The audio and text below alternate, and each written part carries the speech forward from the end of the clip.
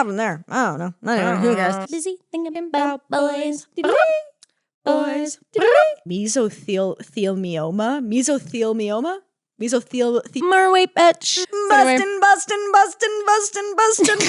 Feel good. Guns hidden under our petticoats. Blah, blah, blah, blah. Between February 1692 and May 1693, more than 200 people were accused of witchcraft in Salem, Massachusetts. By the end of the Salem witch trials, the Massachusetts Bay Colony had executed 14 women, 5 men, and 2 dogs. My name is Blair. And I'm Carley. This is Girl Historians. The Salem Witch Files.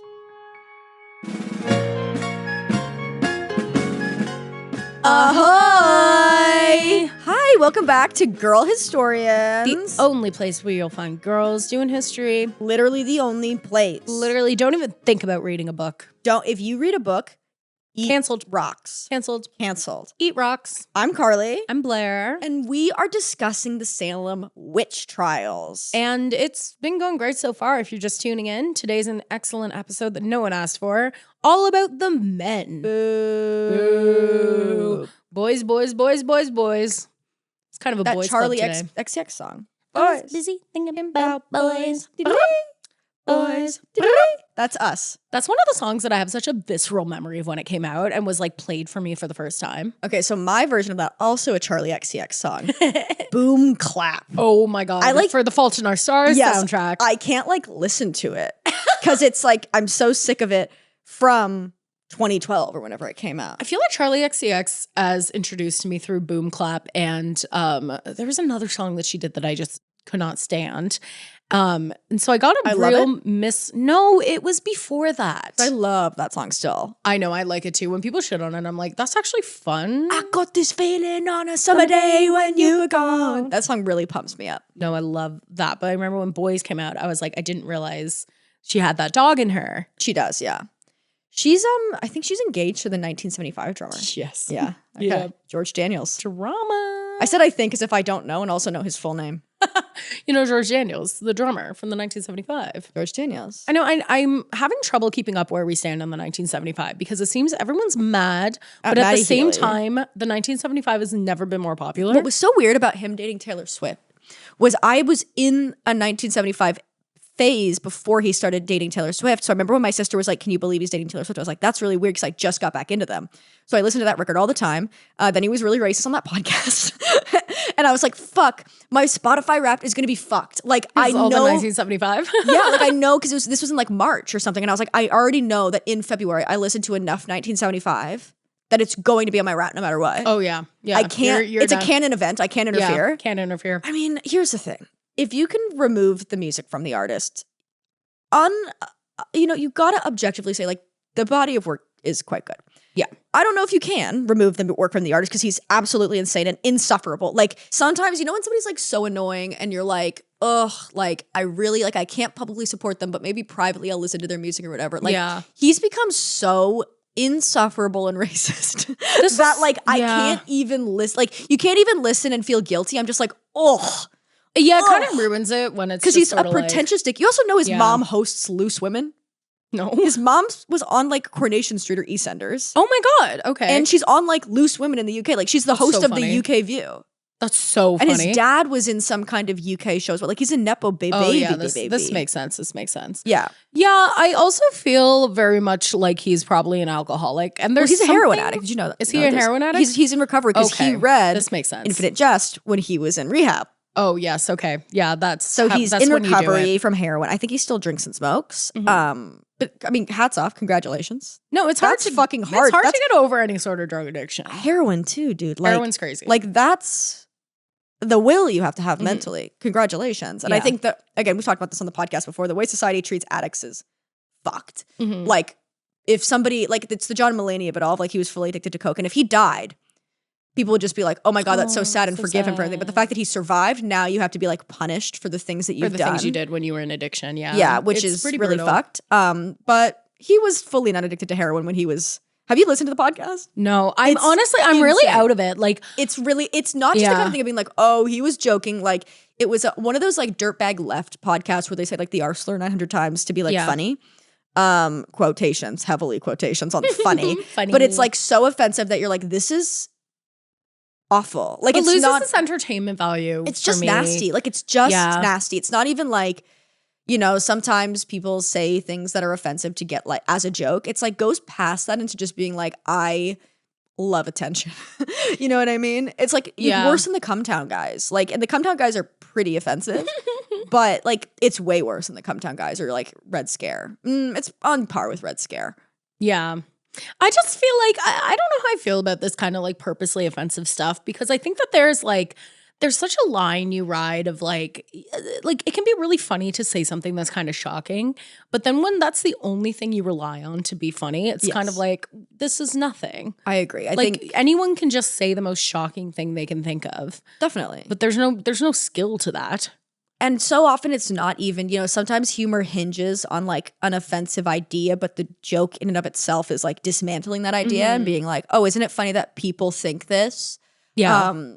But so often on podcasts, especially, it's just like, no, I'm not like doing a thoughtful takedown of this. I'm just saying the offensive thing. Yeah. It's people saying like it's soundbite. Yeah, exactly. It's like people saying satire, but it's not satire because you're not commenting on it. You're just doing the thing that you're making fun of. Yeah, it's exhausting. But what were we talking about the 1975 for? I don't know. I can't remember. 1975. I can't remember. I'm out. Dressed in black, head to toe, guns hidden under our petticoats. Never gonna quit. It's a great song. It's honestly like their songs are like music for a target, but it's a bop. What are you talking about, Charlie XCX? Oh yeah, Charlie XCX. Because we're talking about the boys. Drummer. Yes, the boys. Yeah, I don't know. It's I don't know where I just think it's one of those things. People like to take a really hard stance on whether or not you can separate the art from the artist. I think it's just case by case, unfortunately. 100%. And it's so different to be like, I enjoy a 1975 song and then being like, I'm ride or dying this band because they've never done anything wrong. Like, all my favorite music came out in the fucking 70s. Like, I don't want to think about the shit that Led Zeppelin was doing. Absolutely. So I'm like, I can't turn around and be like, how dare you listen to the 1975 when it's like my favorite band is the Velvet Underground, where Nico was an abusive Nazi, was she not? Nazi fucking like, you know what I mean? I've been out walking. Yeah, I'm like, yeah, sure you have, bitch, and fucking to kill someone. Yeah. You know what I mean? So it's like, it's a case by case kind of thing, and I feel like we are in a moment societally right now where people like, you know, there's not a lot of nuance going around. So people are like, well, if I like this thing, I have to defend everything they've done ever. That's so true, dude. And that's a little bit stressful. Whereas like, I think it's fine if you're just like, yeah, I like this band, even though they suck. Well, that's the thing. Like, it's all about nuance, where obviously it's, again, case by case. If it's somebody who's like genuinely a criminal and you're giving money to a criminal, like you have to like, I don't know. Like, I don't need to hear Ignition by R. Kelly. I'm sorry. Like, I think R. Kelly, we're good. I think moratorium on R. Kelly. R. Kelly. But like with stuff where it's like these people have hurt a lot of people, but they haven't committed a crime or whatever. I do agree. It's like a case by case and nuance of like, the thing that's so weird about the internet is it's removed this thing that you do in real life all the time of being like, I fully understand that this person is a problematic person, and like not problematic in the internet term of just like literally being like, they've hurt a lot of people. I don't agree with the shit they've done.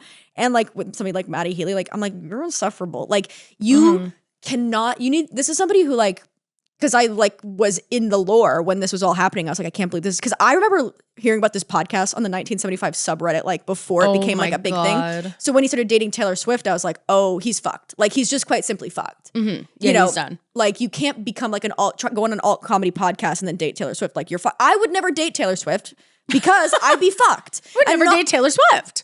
No, it's the same. It's the Pete Davidson of it all too, where it's just like Pete Davidson got too famous for the material that he's putting out. Absolutely. And I think it fucked his career in a way. Definitely. And I'm sure he'll come back because I do think he's like an excellent comedic voice. Yeah, he's a great And I don't stand-up. think that he necessarily is even like doing poorly right now by any means. But it got to a point where it was like he was broadcast to too large of an audience where people were just like, you suck and should die. Yeah. And his stuff was never meant for that platform. Yeah, it'd be like if you just wake up one day and you're like, well, fuck, I guess Ivo Graham is dating fucking like yeah, exactly.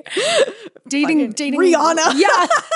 Dating Olivia Rodrigo. You're like, it's well, like, he's okay. fucked. Like, No, they're gonna yeah, pull you're up some done. clip of him on a podcast. Yeah.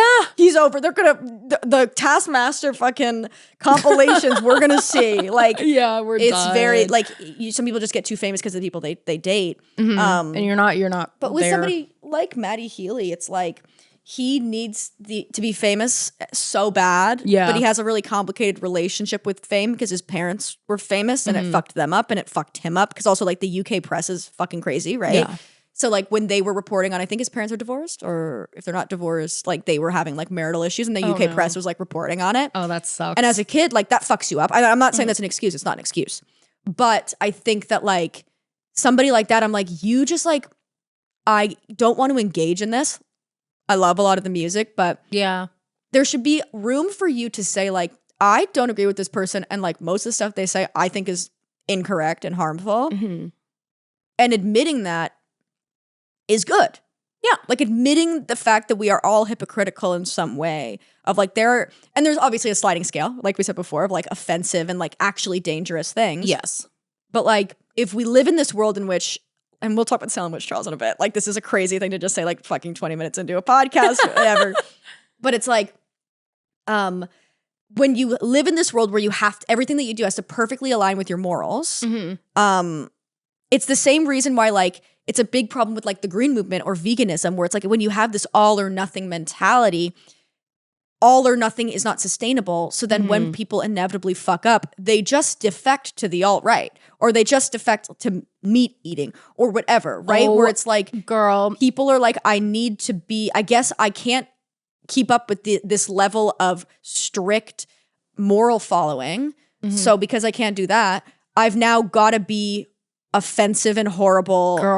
Girl, I just finished Doppelganger by Naomi Klein. Okay, yes, I have it literally behind Rob. You have to read it. Okay. It is excellent, and it talks about this exact thing where it's just like it's everyone, I think if you're going to read one nonfiction book this year, it should be Doppelganger, because it talks about how we kind of live in this like mirror world of society where it's like the far left and the far right are so similar in the things they do and the way they hold these kind of morals and these strict kind of like, it's hard to explain without reading it, but it like one of the cases that I talked about was like Nazi Germany right before Hitler came to power, and this whole Red Vienna thing where like Red Vienna was very like or that's Austria, but like Red Vienna and Austria and Germany, whatever. It was talking about how like these were all very progressive societies, and in Red Vienna they were doing all this like really progressive medical stuff.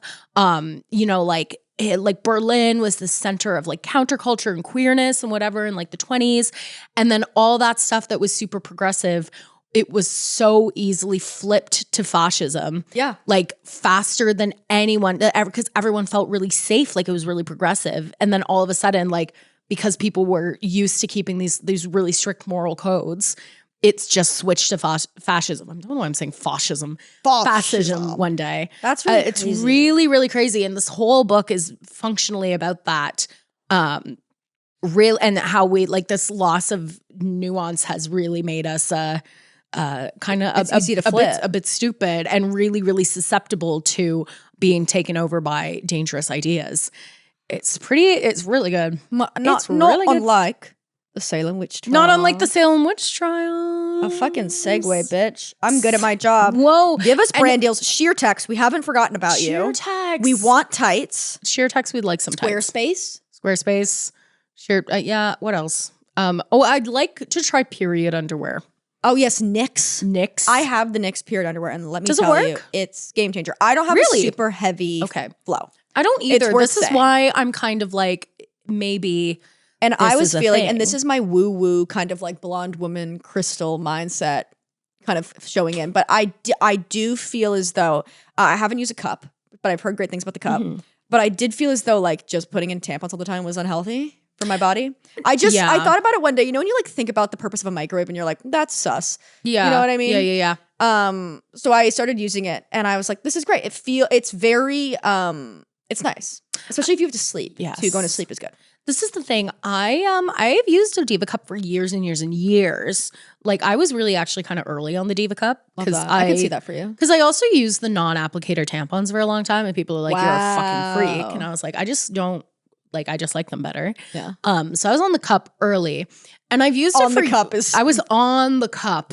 On the cup. Okay. The way I'm not on birth control, I'm on the cup. You're on the cup. I'm on the cup. But it just started to feel like I was just kind of like irritating myself. Yes. All the time. Like it wasn't even like I hate this. And so I've just been trying to get away with free bleeding for as long as I possibly can. Yeah. And so for those days where I can't, I'm really you should invest. Yeah. Because I got them for Christmas. This is actually nice to know. But I feel the same. Felt the exact same way where I was like, and this is a whole thing I'm going through. I'm going through my own shit. But it's like I'm trying to like connect way more with my like humanity and my like body. That's right? how I feel. And I felt that using like tampons and stuff, like I was like ignoring it, if that makes sense. Where you're aware of it when you're frequently like you're aware of it. You're aware of it and you're like, I need to monitor myself. But that also makes you feel like an animal and you're like, I'm connected to my humanity. 100%. For all of like the empowerment, Nyx, send us period underwear. And sponsor us. Bras. We just don't. Sponsor us. We need money. We need money to go to Salem. Yes. So we'd like some underwear and also money. And I'd love to go to anywhere in England where they like cracked a witch's skull in half. Yes. I mean, I'm not happy they did it, but it's already done. I can't go. You can't repeat. So we'd like to go see it. Yeah. Shall we talk about the men? We're going into the men of the Salem witch trials. So famously, the Salem witch trials seems to be, again, as we're girl historians, a real female-centric. For the girls. However, there were men who died. That was a big thing I was surprised when I learned about this, is I was like, because I was interested in the Salem witch trials growing up, and I learned a bit, but a lot of it was conflated with the UK witch trials and like the European witch trials. So I didn't really know that men were executed, even though like you would think contextually I would understand because I definitely knew who John Proctor was from The Crucible. Yes. So I was like, what happened there? I don't know. Anyway, who cares? I don't know. But even like John Proctor, I didn't realize he was executed. You're just like, I just thought that people were stupid. Mad at him. I just thought he was kind of So it is interesting because especially like a lot of these men were executed because they were standing up either for their like wives or sisters, or they were like, guys, I don't know about this. Like it is a real kind of, these stories are really exemplifications or examples, I guess, if you want to say it fucking normal. They're examples of like just how corrupt this system is. Oh yeah. Because like, they're just like, it's just insane. The way that they get accused is crazy. Because it's already crazy to be like, you're suckling a canary from your cuticle. Yeah. You're going to the gallows. But it's crazier than for somebody to be like, maybe she isn't suckling a canary from her cuticles. And they're like, okay, witch. First of all, witch. And then somebody's like, that's not okay. He's just defending her. And then they're like, sounds like you're a fucking witch too. Yeah. And that was an ongoing theme that we've discovered is a lot of it was just finger pointing of being like, well, I am a witch, but only because Martha was a witch. She made me a witch and we're doing witchy things together. No, I don't want to. She's forcing me to do witchy things. Yeah. Which sounds very kinky. But what can we do? So shall we dive into the men? Let's dive into the men. So there were 5 men that were executed and 1 man that was crushed to death. Which I would argue is still executed. It's still executed. But he's the only person who was ever crushed to death in North America. Which is crazy. Can you imagine holding that title? Like, well, you couldn't because you're dead. You're holding it in a way. I wonder if anyone else like was done, like that was like done as a method of torture, but then they survived it. Probably. Because I feel like the whole thing is like, I mean, the whole idea in The Crucible, right, is that he gets crushed to death. And they're like, the reason he gets crushed to death is because he refuses to plead guilty or not guilty, right? So they're like, fine, if you're not going to plea in the court, we're going to crush you. And if you admit to it, then we'll stop crushing you. Yeah. And he was like, no. No, bitch. Which is badass. So let's dive. Like, that's badass to be like, no, more weight. More weight, bitch. More weight, bitch. So let's dive right into the men. We're going to start with John Proctor, also, just because, quite frankly, I'm sick of talking about him. I know. I literally don't care about him anymore. Do we want to crack into the Yorkie? Yeah, let's crack into the Yorkie. Okay, so let's get Yorked. Let's get York. A little bit of context here. I went to the British convenience store, and we talked about us having a Yorkie last night at Ghostbusters on the Patreon. We did a special movie club episode on the Patreon if you want to join. Ghostbusters. But I also got an orange Yorkie. This is a British candy bar, and I want to try it. So I'll crack this open so all three of us can try it while you're reading some information on John Proctor. I'm into that. John Proctor. I literally wrote in my notes, what else is there to say? 6-year-old guy. He was the first boy to be named a witch. He was executed on August 19th, my dad's birthday. And then he was exonerated on Halloween 2001. Maybe because of 9/11 guilt. Oh my Just God. saying, probably. So, blah, blah, blah. Okay, so you've gone insane on the script. I wrote these out of order, too. Like, the last guy is really detailed, and then John Proctor is losing his mind. So it gets more serious. Good. We've started with this silly time. So, the initial accusations were actually against his wife, his third wife, Elizabeth. And she was like, what, 21? And he was like 80? For sure. She was a baby or something. Who fucking knows? She was in utero. Again, I don't like this guy. Mm-hmm. There's nothing more sexy than a relationship between a 101-year-old man and a 1-year-old. Okay, Twilight. Very true. So when he started being like, my wife's not a witch, she can't be a witch, then they were like, sounds like something a witch would say, and started accusing him.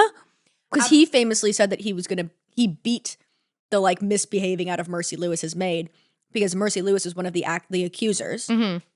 And he was like, I'm going to tie her to the weaving wheel and I'll beat her until she admits that she's lying. Cool guy move. That's an awesome to thing admit to say. that in public at the pub is psycho. Say that at the pub, ruin the vibe of the night. Exactly. Ruin the vibe of the trial. All his friends are like, oh, right. Okay. Thanks for bringing up you beating your servant again, John. You love to talk about it, don't you? It's so annoying. So he does that. Mercy Lewis admits that she's lying, posts a little message on the town message board being like, hey, thanks guys for all your prayers. It made me better. This made a mockery of the trials, as well as John Proctor going around saying, well, if Mercy's lying, everyone's lying, obviously. So the girls accuse him because he defends Elizabeth and because of the Mercy Lewis of it all. And then Mercy Lewis, of course, gets accused as well and hanged eventually. Yeah. Abigail Williams also accused him, who was the crucible girl who was 11 in this, and a sexy 17-year-old in the crucible. So much better. So much better. So yeah, that's enough. I don't really want to talk about John Proctor anymore. We've beaten him to death. And honestly, I've heard enough. I've heard enough. So now we'll go into Giles Corey. I think it's Giles. Giles. Fuck my life. Yeah. Giles Corey. Giles Corey. Giles Corey. So this guy was a farmer. He was a little bit of a thief, and he was at one point tried for murder. So we know exactly the vibe he's giving off. And so what? And so what? It's Salem, Massachusetts. We contain multitudes. That's what I'm saying.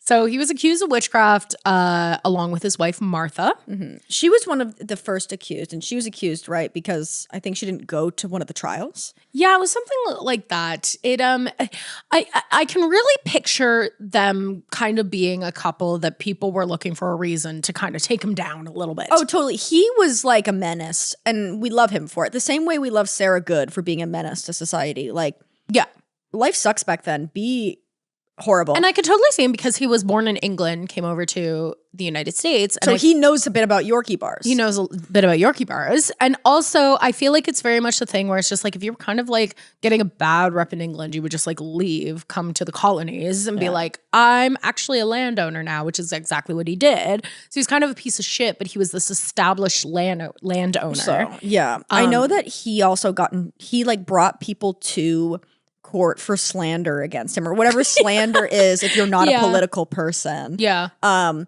just like talking shit. Like he just brought people to court all the time for like selling him bad cattle, for speaking poorly of him, all these things. Like he just was a menace. Like he was using the legal system like a lending library. Exactly. Yeah. He had enemies, which is again how you get a big ass target on your back. This is the thing. He was also fighting with the Proctors all the time. He was always fighting with John Proctor, apparently. So he's a king.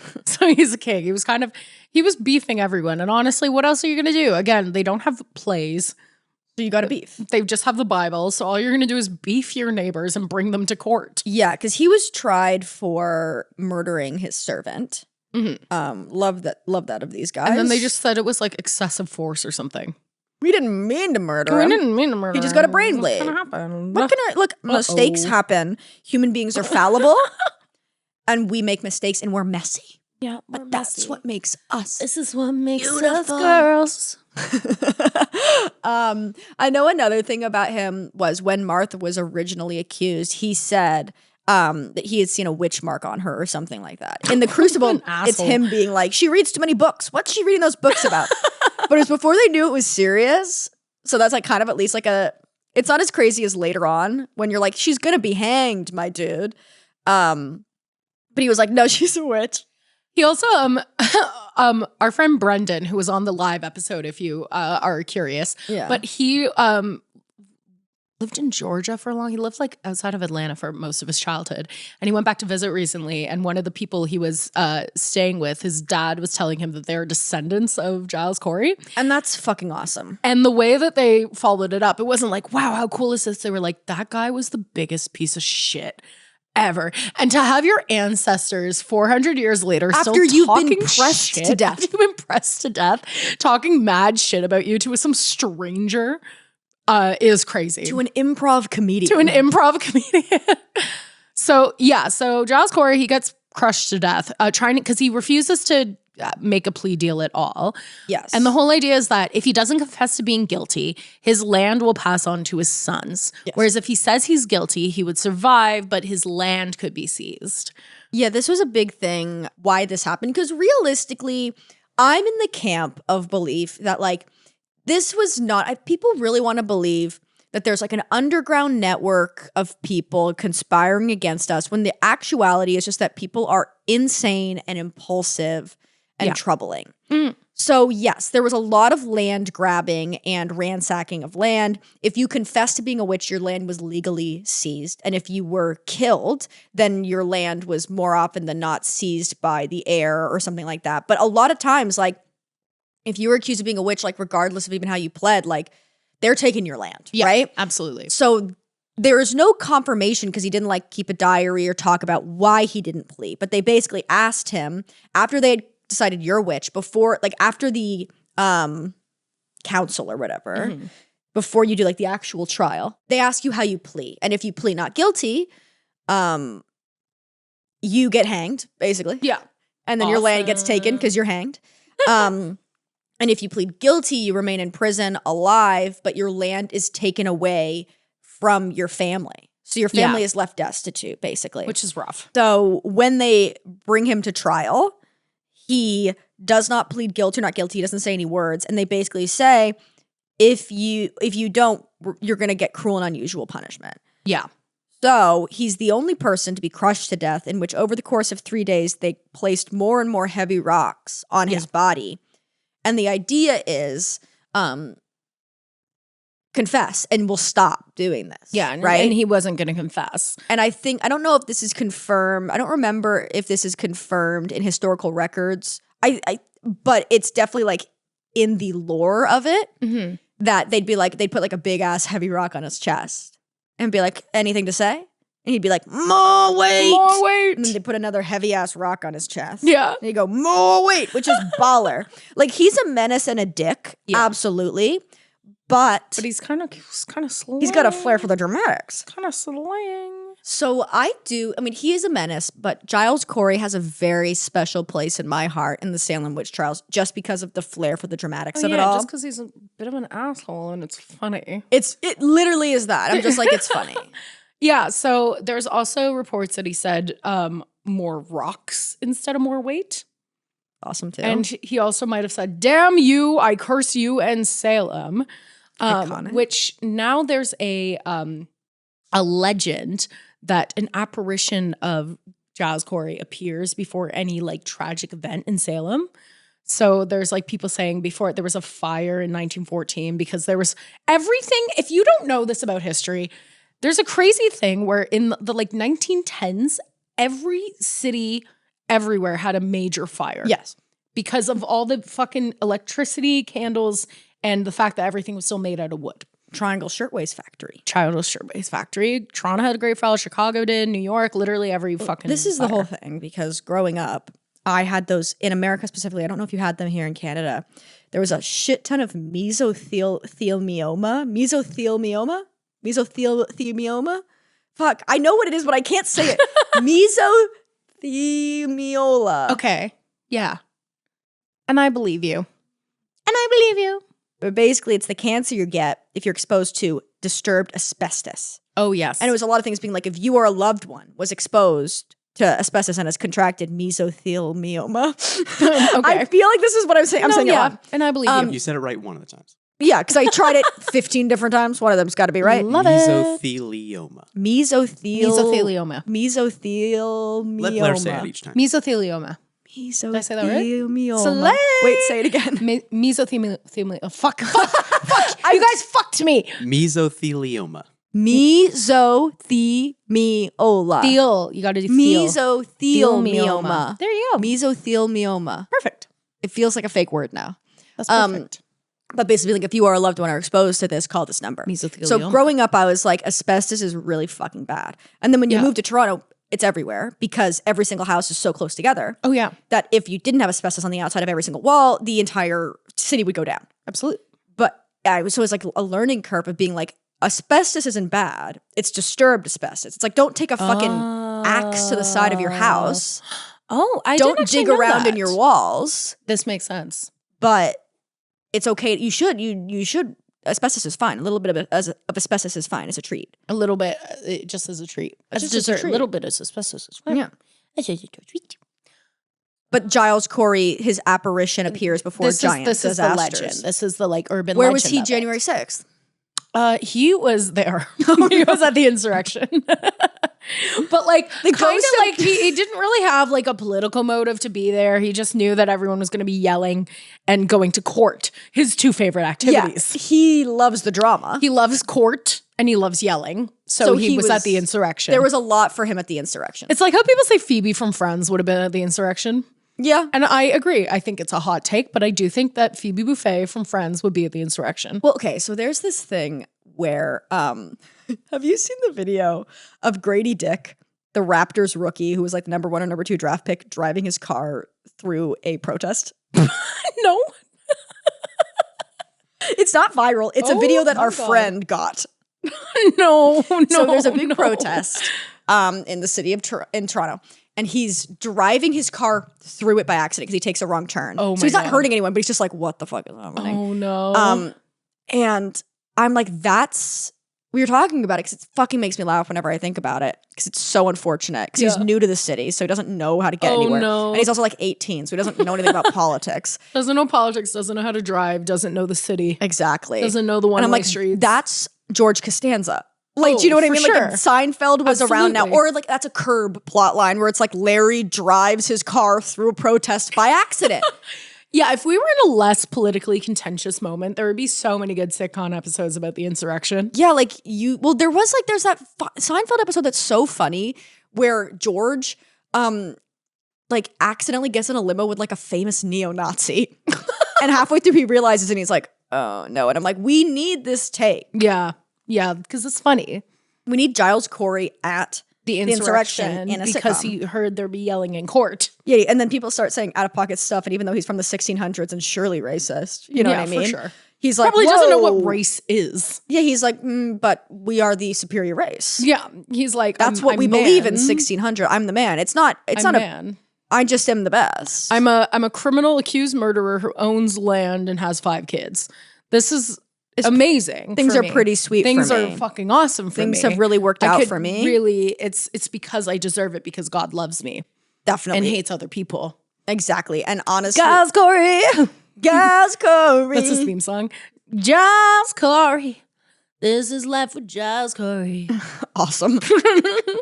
Just some options there. But he's one of my faves. I really like him. he's like funny. he's not like I like him as a person, but I love his character in this story, you know? Yeah. It's how I love an anti-hero. Like whenever I read a book and then afterwards I like read the reviews and there's like an anti-hero in it and they're like, I hated this character, they sucked. I'm like, exactly. I like that. I want a character to suck because it's interesting, I know. as opposed to just a character being like good. Who cares? There's also apparently a curse on the sheriff's office of Essex County, where the sheriff died shortly after he was executed of a heart attack, and they all died. All these sheriffs died from like heart or blood related things. And it said it stopped now that they moved the office out of Salem. But that was the other curse associated with him. We should go where he was pressed. And apparently they don't know. It's like they think they know where, but we can go to his plaque. Yeah, go to his plaque and you shoot me with a BB gun. Yes. And hopefully that's a big enough disaster that he shows up. He shows up and we can talk to him. But he would have to come the night before because he knows that tomorrow I'm going to shoot you. Okay, so we go to the plaque. The plaque. Knowing tomorrow you're going to shoot me with a BB gun. Yeah, we say tomorrow I'm going to assault Carley with a gun. And then we wait. BB or not. And I'll just say kind of like, I'll say BB gun. Yeah, you cough. You hide it in the cough. Yeah. A BB gun. Yeah. A BB gun. And then like I'll have a BB gun and a gun on me and then kind of like mix them up in my tote. And behind your back, first is the one I shoot you with. Okay, and I love that. And then if we get to see Giles Corey, it's all fucking worth it. It's all worth it, even though I shot you with a real gun. Yeah. With bullets. Bustin' makes me feel good. Somebody's gonna call the Ghostbusters on Giles Corey. Bustin'. Feel good. Bustin'. Feel good. There's something strange sleeping in your bed. Bustin'. Ghostbustin'. Bustin' makes me feel good. Do you think he knew that like was bust a nut a thing in the 80s? No way. There's no way. So now we've retroactively been like busting a nut makes me feel good. Yeah. Busting a nut makes me feel good. Here's what I will say about the new Ghostbusters movie, even though you're going to have to get the full context if you're on the Patreon. For a movie set in 2024, crazy confident use of the term busting 25 times in that movie. Absolutely. They have Paul Rudd be like, busting makes me feel good. That was awesome. Busting. And you're like, you guys have to know. You guys have to know what busting sounds like. Busting makes me feel good. Ghostbustin'. Me. Honestly, you know what? Honestly, I don't know why we're being so weird about saying that busting a nut is a bad thing. What would you rather do? Have it go up? Is busting a nut a bad thing? Rob? Because you have nuts. You have nuts. Presumably. I actually don't know. I shouldn't just assume you have nuts. That's true. I don't have nuts. I don't have nuts that I know of. No. Although I do have a theory that if I did have a penis, I'd have a massive penis. I'd have massive balls and a massive dick. Keep it in. The great thing about that theory is you can't prove it. I just feel like it would be true. I think I'd kind of have a small dick because my hands are kind of small. And also I don't have a labia minora that I can really find. So okay, so I do. I have a labia minora. We've talked about our labias before. On the podcast. Let's talk about our labias on the podcast. Who cares? I do have a labia minora. Well, it's just not medically. It's nothing to write home about. And mine is. Yeah. Poems would be written about it if we lived in a braver time. Yeah. If the poets still lived. Yes. I believe the poets would disagree. The Tortured Poets Department is a Taylor Swift album exclusively about my genitalia. About your labia. It's about my labia only. If Minora and Majora. Taylor Swift, drop the labia song. Finally. You're going to release a song from the vault, 1989, called Slut with an exclamation point.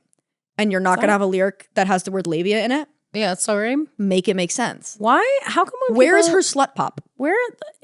People are using slut too liberally now because I think that real sluts are working harder. Well, that's than some of these girls going around being like, I'm a slut. We have confused like sex positivity with actually being a slut. This is the thing where I think being a slut is an important function in society. It's a role in our ecosystem that needs to be fulfilled. Yeah, 100%. It's also a lot of work to be a slut, whereas like being sex positive is all talk. That's what I'm saying. We're like to actively be a slut, not just a mindset, even though being a slut is a mindset as well. Like you have to make sacrifices. This is like what LeBron James says about being good at basketball, where he's like, in order to be good at something, truly good at something, you have to be inherently selfish.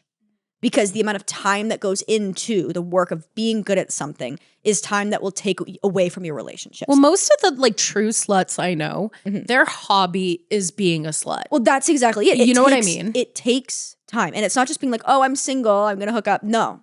Like my last kind of slutty phase was exhausting. I, honest to God, Blair, don't know if I've ever been in a slutty phase in my life. I've been in like, I don't know if I've ever been like a true slut, but like it's for me, I'm like, I feel like I'm being kind of slutty. I'm being like a little bit slutty right now. And it's like, I'm dropping things. I'm missing out on friends' anniversaries. The Google Calendar's a mess. The Google Calendar's a mess. Like my work is like, where are you? But that's the true fact of it. It's like if you want to dedicate your life to actively being a slut, you have to make sacrifices. It's like if you talk to like a polyamorous person who's with I would never. You would never. No, I'm kidding. Obviously. But I feel like truly polyamory is a hobby. Yes. In the way that like I've spoken to people who are just like, because I'm like, how the fuck are you in multiple relationships right now? And they're like, well, it's because my hobby is dating. And I'm like, crazy. I do. Cool. I truly feel like people who are poly are like the epitome of somebody who puts their money where their motherfucking mouth is. This is the thing. Because you are living the lifestyle. Do you know what I mean? Like you can't be a champagne socialist like with polyamory. You can't just be like, oh, sure. Like you can't just talk the talk. You really have to walk the walk. I bet I'm poly. Yeah, you have to walk the walk. You have to walk the walk. No, it's so true. Because it's really easy to figure out if someone's just saying they're poly so that like you don't get mad at them when they have chlamydia. Like, okay, do you want to know a crazy thing? Yeah. So I was talking to one of our friends, and I'll tell you her name later, just so you know who it is. And she's dating, and you can keep this in the podcast, and we should because it's crazy. Okay. And one of the guys she's seeing is solo poly. Oh my God. So solo poly is that they're polyamorous, but their most important relationship is their self. So you can't get mad at them. He said this, like that, you know what I mean? Like I'm not making fun of polyamory. No, this guy's whack. I can't be like just dating around. That's what I'm saying. He's like, you can't get upset at me for fucking around on other people, and if I don't want to return your text, I don't have to return your texts. Wow, that's awesome. Bustin' makes me feel good. Bustin' makes me feel good. That's what Giles Corey was literally saying. He was literally saying as he was having rocks piled on top of him. Yeah. A lot of people don't know this. Because we've actually gone into like the historical documents. We've put on latex gloves and we've looked at documents. Yeah, documents. And Giles Corey wrote the Ghostbusters. Yeah, he kind of like inscribed it on a rock that was crashing him. He was going, and was like, bustin' makes me feel good. Bustin'. And everybody there was also jamming out. They're like, fuck. They were like, this guy fucking, why are we crushing this guy? He's so good at music. He's so good at music. Yeah. We should make hats that say, Bustin' makes me feel good. Giles Corey.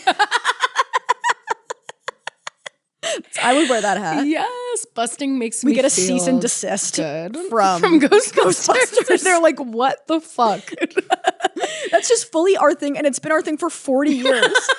And we're like, really? But we're adding on that Giles Corey is It's a joke, and it's parody song. It's parody law. And also, have you considered the fact that Bustin' makes me feel good? It just makes me feel good. It just feels like you really haven't. It just feels like factored in. It just feels like you feel like you're the only person who's busting makes them feel good. Because the thing is, like, it actually makes a lot of people feel good. It makes a lot of people feel good. And it feels like you're not really taking into account my personal kind of point of view. Yeah, busting is the only thing giving me hope right now. That busting makes me feel good. It makes me feel good. If you take away my busting, I'll kill myself. I will kill myself. If I have to live in a world where I can't bust and feel good. What the fuck am I going to do? I'm going to kill myself. Because at the end of the day, at my core as a human being, so busting makes me feel good. Shut the fuck up. I want a busting count on this episode. Busting makes me feel good. I love that Giles Corey song. Sleeping in your bed. It's a witch. Busting. Who are you going to call? Corey. Giles Corey. Okay, An invisible man sleeping in your bed. oh, you're gonna call. That song is so horny, though. Bustin'. Like the way that he sings that song. I ain't afraid of no ghost. An invisible man sleeping in your Sounds like he's about to bed. fuck a ghost. No, it sounds like he's going to fuck a ghost. Sounds like he's gonna fuck a I do have to ghost. point out that you are singing the parody remix thing that we were listening to before. You're not singing the actual original song. It doesn't matter, Rob. The song, does the song not have the line, an invisible man sleeping Yeah, in your it bed? is. Yeah. I think that was the mashup that Neil Cicierga did. No, The no, Harry it's an Potter original lyric It's as an well. original- No, I do think an invisible There's man something is sleeping strange in your bed. sleeping in your bed. That's still I'm horny. looking this up because it's up here already. I was No, listening the to the song original. is horny. Nobody's debating that the song's horrible. You're seeing things running through your head. Who are you gonna? An invisible man sleeping in your bed. That's in the original? Yes. I'm wrong. Sleeping in your bed. No, he sounds horny in this. He's gonna fuck that ghost. He's gonna fuck the ghost, dude. He's gonna fuck the ghost. Do you know how hard it is to do that? I guess don't- easzy if you're a man. Yeah, because you don't give a Isn't fuck. that crazy? If you're a man, you can fuck any lady, or I guess ghost with vagina that you like. And thank you for clarifying. Sorry. It's important when we talk about the mechanics of fucking a ghost that everyone feels included. I 100% agree. But if you are Well, you trying, can't fuck if you're trying to anything you ride like. ghost dick, you're like whatever. You have to do that thing that she does in the fucking movie where you literally remove yourself from your corporal form Yeah. So to you're get like, some fucking dick. now I can touch your ghost dick. Although I feel like if they focus, they can fuck you. If they focus, they can fuck you. The ghost. Oh, if because they I feel like the focus. ghost, because the ghost could move like stuff. Like they can move like glasses. And, Oh, like, if they're a poltergeist, they can. fuck you. They can move. can They can cor- they move a can- strap on into you. Oh, so they can hold, but they couldn't use their own dick. Well, maybe they could. I don't know. They have to fuck you with the dildo. I know you said in the Patreon episode that you've seen the original a long time. Do you remember that Dan Aykroyd gets a blowjob from a ghost? Wait, You get in some the blowjob from a original? ghost? Yeah. Isn't it a kids movie? It was PG, but PG-13 didn't exist. Oh. I don't remember that. Okay, I well haven't seen. then- I literally haven't seen it since I was a kid, and I don't think I registered that he was getting a He blowjob. literally goes cross-eyed at one point. It's in a montage. That's Okay. fucking So awesome. ghosts Here's can the thing. do oral. Here's my biggest issue with the new Ghostbusters movie. They're not brave enough to have Finn Wolfhard get a ghost head. like that from Slimer. And he's up in the attic with Slimer. He puts that- fucking Cheetos on his cock. Yeah. He's giving him the slime machine 9000. He's giving him sloppy toppy. sloppy toppy, slimy slippy. Slimy slippy. He's The good at it slimy because he's little cinnamon slime. because And he's and spit is slime. your friend. Spit is your friend. But imagine if instead of spit, you had slime. I can't, I'm too excited. Quite frankly. That sounds frankly awesome. Invisible man sleeping in your your bed. He's bed. gonna fuck the invisible man. Okay, so ghosts can do oral, but I still think my point stands because the ghost had a corporal dick to work with. But what would it do? What would you do if the ghost had a dick? Well, I think it also depends on your definition of sex. Okay, Because shut the fuck up. I'm so mad. Because the ghost can definitely fuck you with a dildo. The Okay. ghost can, I guess, canonically do oral. So then the The ghost, ghost can probably finger you, I so feel like. the Because- ghost because can, I- you can do lesbian sex with the ghost. Yeah. Yeah, so I think if you're a ghost lesbian, you're good. But if you're trying to get with a ghost man with a penis, you're done. You can't. What? I don't think that's true. I think canonically, if we asked Dan Aykroyd, Okay. I feel like you could get fucked by a ghost. I just feel like you could. get fucked by. I feel like you could get fucked by a ghost. Okay. I don't really know why. You think they could get you pregnant? I wonder. Probably not. Surely if you're dead, you don't have sperm, right? I don't know, Rob. That wasn't covered in the original movie. I don't know. Okay. So when she gave him him head in the original movie, because the ghost can move objects, and sometimes the ghost can like blow people and like get close to them. Like you can move. Certain ghosts have the The ability ghosts to can manipulate both shit. move objects and give blowjobs. So I feel like a ghost can fuck you. Like there's certain ghosts, because also there's a thing where it's like people don't even know they're ghosts and they're ghosts. Oh yeah, And they're presumably having sex. That's true. I wonder if in The Sixth Sense, Bruce Willis had sex. That's what I'm saying. See, this is why you need to put me in a Ghostbusters movie. So I'm asking the real fucking Look questions. at Ghostbusters porn. Bustin', Okay. bustin', bustin'. We actually have a bustin'. bunch of other men to I get know, through, and so we we've have to been get through recording them. for far too long. And we've sung Bustin' 1,000 times. But have you considered, Blair, Yes. that bustin' makes me feel good? Okay, so Samuel Wardwell. blah, blah, blah. This one I didn't know. Yeah, so this guy also died. He was executed. Rip. Stressful. Rip. I don't really like understand like everything that's going on here. Basically, his wife controlled a 188-acre estate. CEO. CEO that she inherited from her first husband. And then they were like, basically the theory is that they just wanted this land. So they were like, this guy sucks. And this guy named William Baker Jr., who was 14 years old, accused the Wardwell family of witchcraft. So the whole family was accused. Hey. Samuel, Sarah, and their 19-year-old daughter, Mercy Wardwell. And they all confessed as soon as they were interrogated. Love that. That's so me. Yep, exactly. And so Samuel was executed after he retracted his confessions. So he confessed and then he was like, no, I take it back. Then they executed him. And then Sarah, his wife, was eventually released. And then after she died, their son was left destitute and he sued the colony and got some money back. Oh, okay. I do remember this. Whoa. Rhys has a package or a bag of something. Rhys has a package. Rhys, how many times do you think they've said bustin makes me feel good in this episode? 0 to 1. You're pretty off. Scary low. Bustin makes me feel good. And speaking of, busting makes me feel good. Speaking of, I haven't thought for a while now, but I was kind of in a low mood. So I was trying to think of things that would make me feel good. The first thing that came to mind was busting. Ask me what I did this weekend. I was busting. I was doing a little bit of self-care. And I was busting because it makes me feel good. Because it makes me feel good. First of all, sue me. Kind of busting everywhere. That's what the guy said when he sued the colony and got money. Busting makes me feel good. An invisible man sleeping in your bed. That's like how he sings. He sings it like he's gonna fuck the ghost. Invisible man Sleeping in your bed. Who are you gonna go? Ghostbusters! And then the kids come in. Yeah, get it Max horny and then bring in the children's choir. That's what I always say makes a hit song. That's what Giles Corey inscribed on the performance notes of the Ghostbusters lyrics on the rocks he was crushed by. He said, the person who performs this, Ray Parker Jr., I believe is his name. He didn't know him yet because he wasn't born, but he's like, whoever performs this, you got to find the guy who's going to sing it the horniest. So that everyone thinks that he's going to fuck the ghost. Yeah. And then parade that children's choir into go, bait and switch with a cute little Ghostbusters! I'm invisible man sleeping in your bed. Bustin makes me feel good. Ghostbusters! What's that guy? What's that busting count? Gotta be 10,000? This is a nightmare. Bustin. Okay. Bustin makes me feel good. We gotta keep going. Okay. We gotta keep George going. Burroughs. Okay.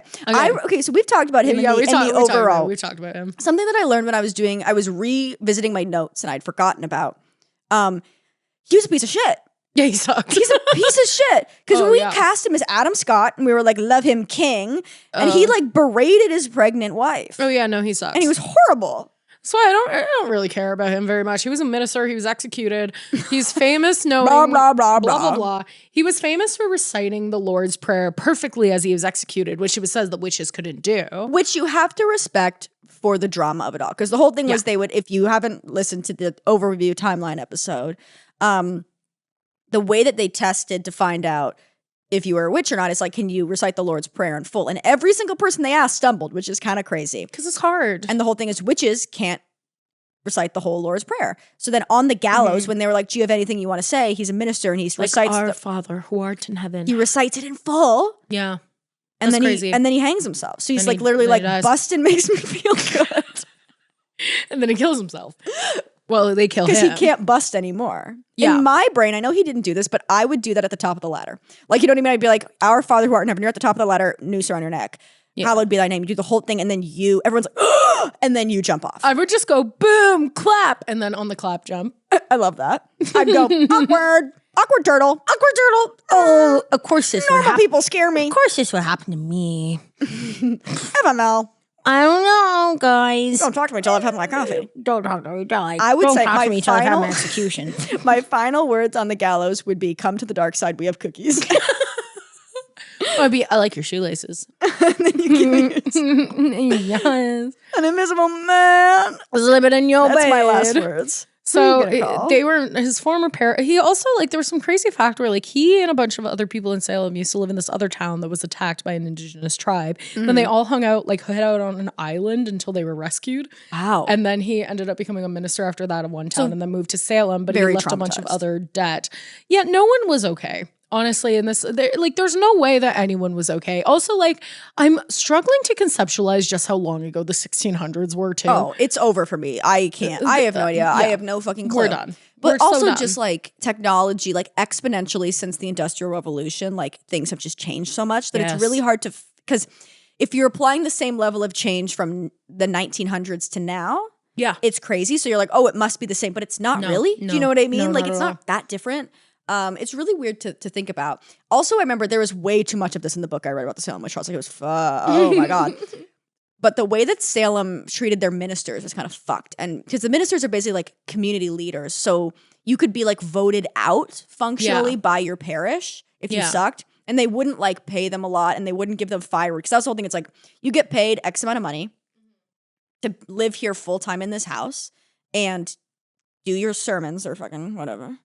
And then we also give you firewood, but they would withhold it if they didn't agree and stuff like that. Yeah. So George Burroughs left because they wanted him to leave. So that's another thing. Again, That's if too we're bad. thinking about people being accused of witchcraft, so often it's either you have to be famous enough for the kids to know you in the community, basically. Yeah. You have to be embroiled in enough drama because the children who are accusing people knew who benefited from social, from social, I don't even know, relationships.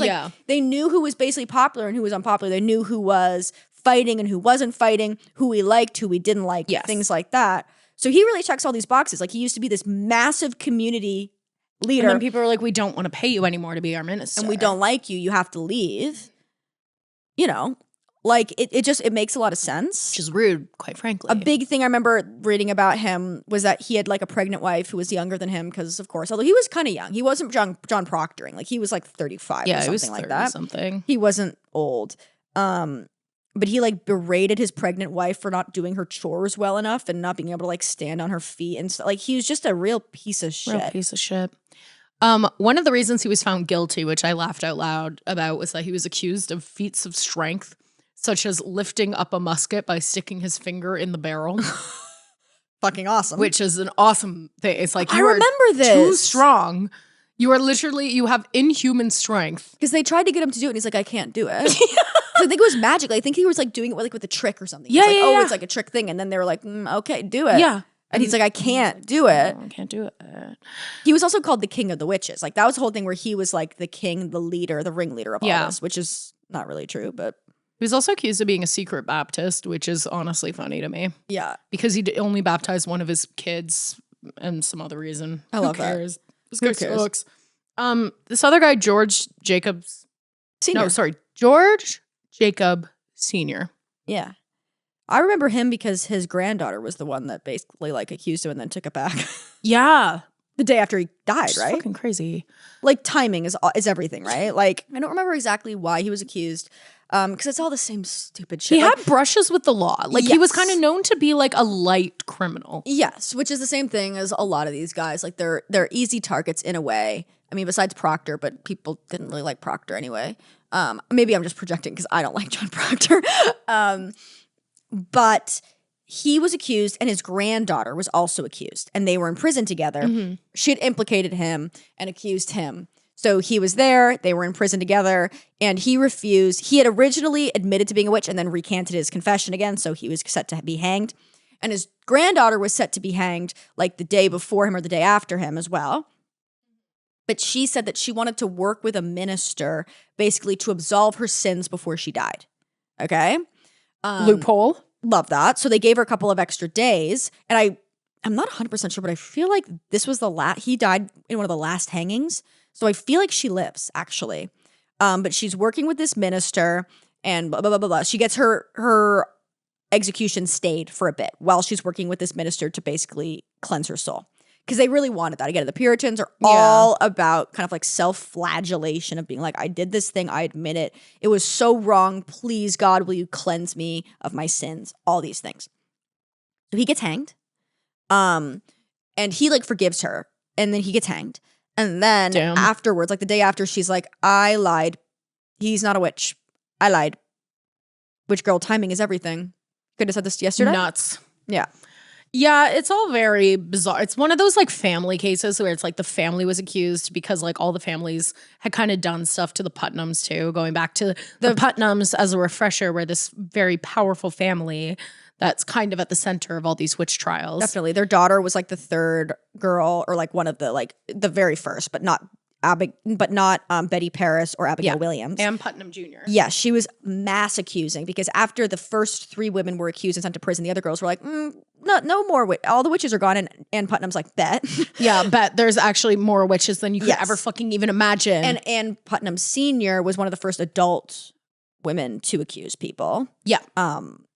So it's rough. And one of the Putnam's maids accused a shit ton of people. Like, they're just really at the center of a shit ton of these cases. They're at the eye of the storm. Yes. Like, the Putnam patriarch signed like the most witness accounts during the Salem witch trials, basically saying that these people are witches. This is insane. The blood on their hands is like kind of whack. It's insane. Yeah.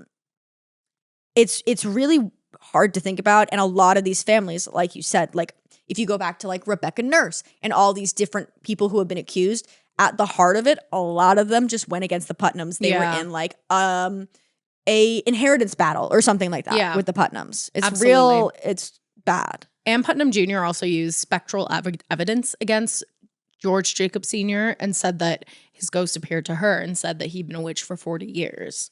So she's kind of going in. And spectral evidence, again, is just this idea that you can say that somebody's specter or ghost or spirit appeared to you, and that's admissible in court, which is literally insane. And that's true.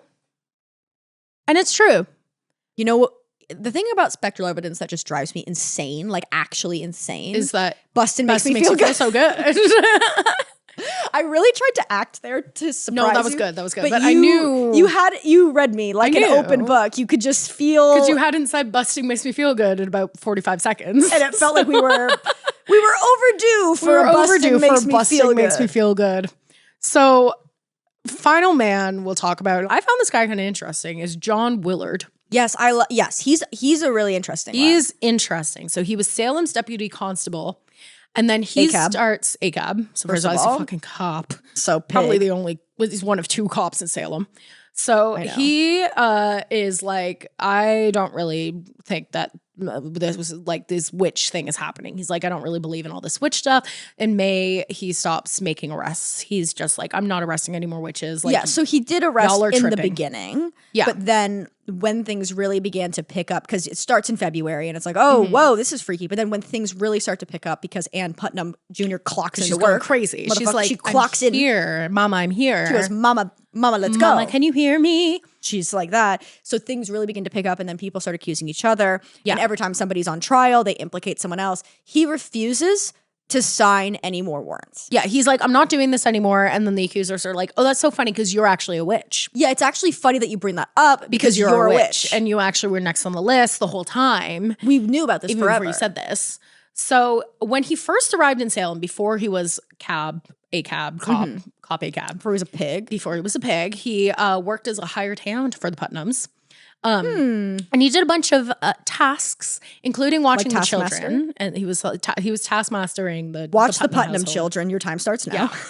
So he was watching. So sorry. That's actually such a stupid joke. It's like literally not even funny. It made me laugh because Rob started shaking his head. And I was like, oh no. Rob said, please stop. And Carley doubled down. And ain't that just the trick? Yeah. Continue. So he had a bunch of tasks at the Putnams, including watching the children. And he was blamed for the death of one of the Putnam children. A lot of the Putnam kids died, right? I'm sure it's the past. It's the past. There's a bunch of kids that died. So what happened to the kid? Do you know? So there were a couple of theories. I mean, probably it was just that it was the olden times and it was really easy for children to die. You catch a common cold. They also said that like the Putnams, there's this theory that has been slowly unearthing through research is that the Putnams were an abusive household. I don't know whether or not this is true. Okay. Let's do it. Let's But they're saying that like confirmed. some of the kids die because they were being abused and neglected. And Ann Putnam, one of the reasons she was going so crazy is that she was being abused at home. Well, that does check out. I mean, obviously I joked being like, let's confirm this immediately. But when we talk about the accusers, being an accuser is inexplicably tied to trauma. Absolutely. Right? And a lot of these girls had lost brothers and fathers in Prince Philip's War. Absolutely. Which apparently Rhys was telling me this, like, it's got like a name called like the 8-year war or something. Yeah, like, it's the 7 years war. 7 years war. Yeah, okay. I think so. In Canada. Which is also, again, a better name than the slur. The American war just has a full slur in it. But it does check out that she could have been abused just because she was such a ringleader. And again, we talk about that line from John Proctor as the villain of being like, I tried to tell the truth, but nobody believed me. They only started listening to me when I started to lie. Absolutely. What do you do when your life is so bad and nobody cares about your well-being? And when you begin to do this, people value you and listen to you. I don't think it's right, but it does align. The idea of abuse heavily aligns with like the narrative that I'm kind of seeing come out of this. Well, absolutely. And like, I'm sorry, there's no way that most of these households were not abusive in some way or another. Fucking like, come on. Just George Burroughs berating his pregnant wife. Yeah, fucking John Proctor like tying his servant to like and like punching her in the head. Punching her in the head. Like, come on. Like, let's Giles Corey killing his servant. Like, this is like shit was fucked. Shit was not good. Men and violence, man. You cannot. It's crazy. You cannot just separate the two. It's rough. So this guy, John Willard, he has these in-laws called the Wilkins, and the Wilkins do not like him. So they were accusing him of all sorts of stuff. They were accusing him of beating his wife. They were accusing him for the death of one of his brother-in-law's wife. Whoa. So they're like against him. And there's some sort of reason where it's like they didn't like that he like wanted to acquire land, and they kind of thought that they were like he was trying to get their land more or less. So then he quits his job as a constable because he's like, stop accusing me. And then Ann Putnam is like, you tried to get me to sign the devil's book. It's interesting that you say that because I've just clocked into work. This is the thing. You're a witch. You're actually a witch, and you actually just tried to get me to sign the book. Sorry, do you not remember when you tried to get me to sign the devil's book? Sorry, I'm curious because I know you have the devil's book. Do you remember the 21st night in September when you tried to get me to sign the devil's book? When you tried to get me to bust and have it feel good.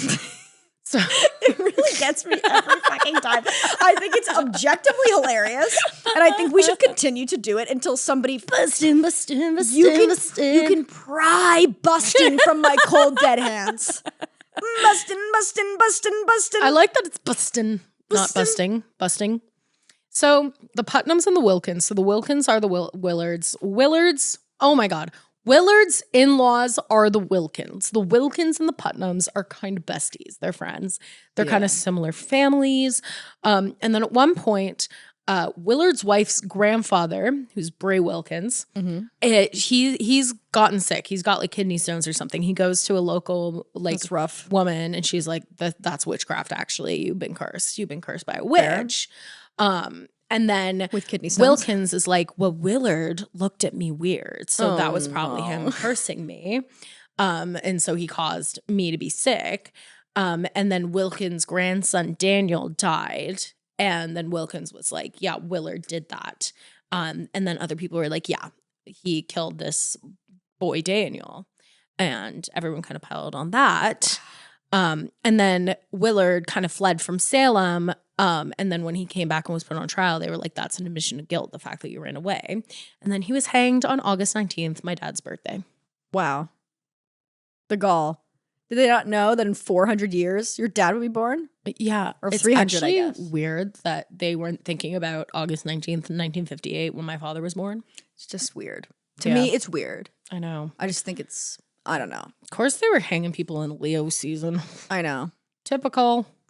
So that's what I have on the men. Anything else you want to add on the men? No, I think that was a really good little walk through the men that were executed. It's really different because I feel like, we'll do an episode, of course, on the women. I mean, this whole series is a bit more about the women than the men. Yeah. The thing is, like, when we go into in-depth information about executions and trials and stuff, like, we just do tend to focus more on the women because there's more of them. Yeah, there's just more to be had. And the men's stuff, yeah, it is interesting where it's like, it's usually because they're defending someone or they don't believe in something or, you know, they're just kind of a weird guy or they're already a criminal. Yeah, it's weird. Yeah, it's definitely pointedly different. Okay. Thank you guys so much for listening. Thank you so much. Love you. And thank you for all the beautiful support on the podcast. Thank you so much. And we're going to read out the Patreon subscribers who are a part of our Salem bitch tier. If you want to subscribe, we do have a Patreon that just helps us keep this podcast running. We do early access, ad-free stuff there. We also do some bonus content, and it helps us keep this podcast running. If you want the full-length Ghostbusters conversation, that will be on the That's Patreon going to as a be on the bonus Patreon episode. as a bonus episode. Love that. But if not, that's fine too. Thank you for supporting the podcast in any way you can. Yeah. We appreciate it. Thank you so much. Just listening is the most support you can ever give us, and we are so grateful. Yes. Thank you. Shall we read the names? Yes. Sienna Moskin, Tori Jerry, SK, Grace Day, Natalie Cordova, Olivia Burnett, Hannah, Jillian Matthews, and Kara. Thank you so much for being a Patreon supporter. Truly, thank you all so much. It allows us to do what we do. We do make this silly little pie. And we'll see you next motherfucking week. And next week, baby girls. And hey, guess what? Bustin makes me feel good.